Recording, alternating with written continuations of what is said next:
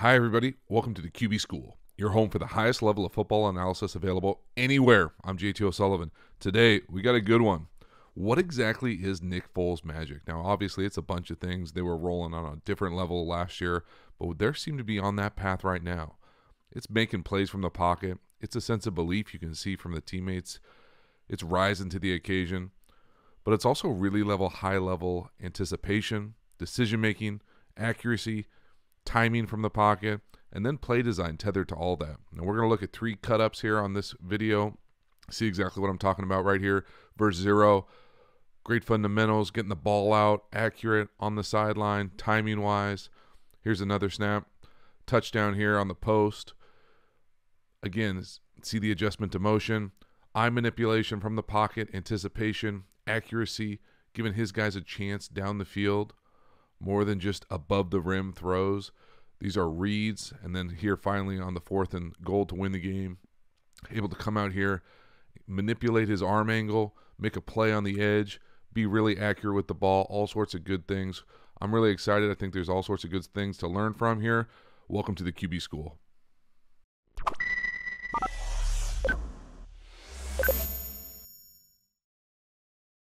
They end up adjusting, get a 0 call essentially. So they're bringing 7 on defense, their front 7. They only have 6 blocking. Foles does a nice job of being able to get the ball out without a hitch. On the sideline, really accurate throw, give his guy a chance to make a play. I love the fundamentals. A few things that are interesting that we'll talk about from the tight angle as far as pass pro and having a draw fake here against this type of pressure. But really watch his fundamentals, tight in the pocket, like throwing like in an old school phone booth.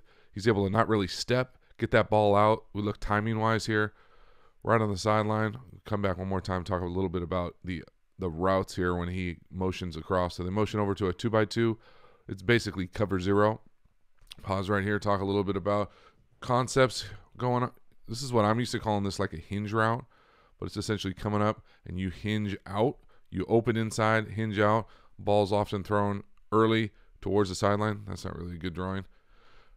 More towards the sideline, up in the air. Corner usually doesn't have a chance because of the timing of the play. Now they're in 0, so they're coming down here. This is essentially man up right here. So these defenders, this guy, this guy. I think we have inside posts here, which are also good options versus 0. But this throw with this hinge to the outside, you're able to get it out of your hands fast before you even have to deal with a lot of the pressure sometimes. Love the footwork, little draw fake, 3, no hitch, 1, 2, 3, little shuffle. Even it's not even a full 3. Get it out. Now from the tight, talk about the pass pro, exactly what's going on. Again, versus 0, you really don't need a draw fake. Oftentimes when you're in this type of pass pro against 0, what I mean, talk a little bit about. So 6-man pass protection coming across here, little draw fake, shuffle, get it out of your hands. They're blitzing 7. So there's another guy out here who's coming down. So he's coming. Defensive end. Nose. Defensive end. And then these 2 are also blitzing. He gets a 47, gets a late start, but it basically makes a big duel on this right tackle. So what I mean by that is this right tackle is going to end up having 2. So these 2. He's kind of indecisive. One of these guys is going to come free. Doesn't matter. He doesn't get home because of the anticipation and the design of getting the ball out of your hands. But again, you don't really need a draw fake against 0 when you're throwing an outbreaking route. But again, he's still able to get it out of his hands quick enough that he doesn't really take a hard shot and it doesn't impact the play. But that's great anticipation. That's great accuracy from the pocket.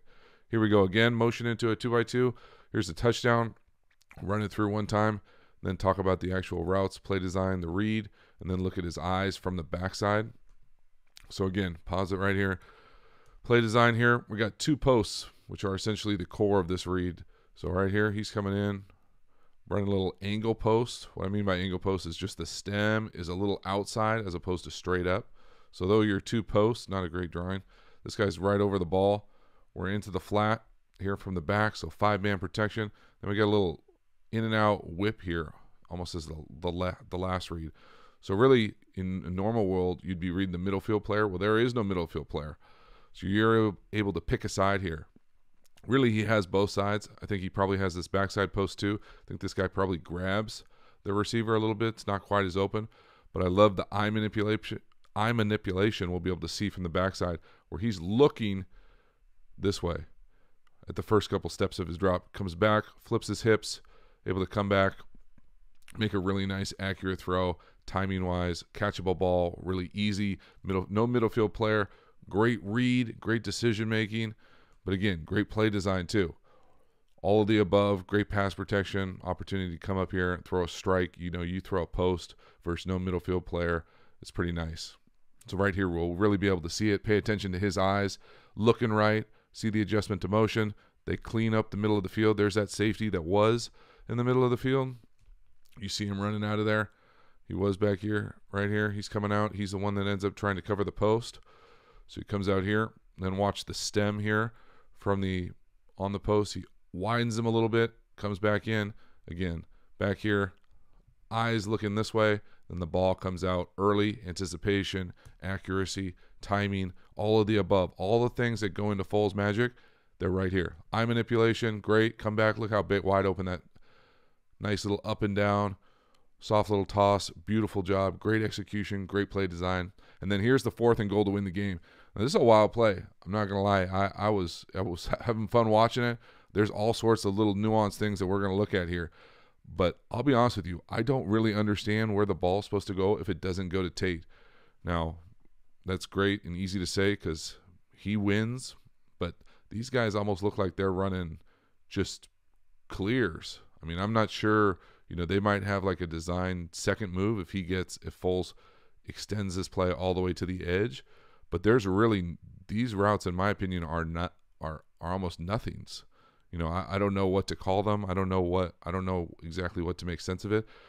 This route by Tate, I think the thing that really sells it is the stem of it. He's kind of taking his time, under control. He actually gets his head around and is looking inside for a second, and then his quickness and acceleration to just come away really makes this play. Also from the tight, we'll be able to see Sproles. I love Sproles. Think he's one of the best, especially in this type of situation.